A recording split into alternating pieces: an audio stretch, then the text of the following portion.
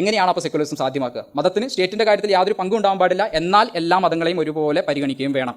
അപ്പോൾ പിന്നെ ഒരേ സമയം എല്ലാ മതങ്ങളെയും ഒരുപോലെ പരിഗണിക്കുകയും ചെയ്യണം, എന്നാൽ മതത്തിന് സ്റ്റേറ്റിൻ്റെ കാര്യത്തിൽ യാതൊരു തരത്തിലുള്ള ബന്ധവും ഉണ്ടാവാൻ പാടില്ല എന്ന് പറയുമ്പോൾ എല്ലാ മതങ്ങളെയും തുല്യമായും സ്റ്റേറ്റിൻ്റെ കാര്യങ്ങളിൽ നിന്നും മാറ്റി നിർത്തുക എന്ന് പറയുന്ന ഒരൊറ്റ വഴിയിലൂടെ മാത്രമേ സെക്യുലറിസം അച്ചീവ് ചെയ്യാൻ കഴിയുള്ളൂ. അതാണ് സെക്യുലറിസം. അതിനപ്പുറത്തേക്ക് ആദ്യത്തെ ഒരൊറ്റ കണ്ടീഷൻ കൊണ്ടുവന്നിട്ട് എല്ലാ മതങ്ങളെയും ഒരുപോലെ തുല്യമായി ട്രീറ്റ് ചെയ്യണം എന്ന് പറയുന്നത് സെക്യുലറിസം അല്ല.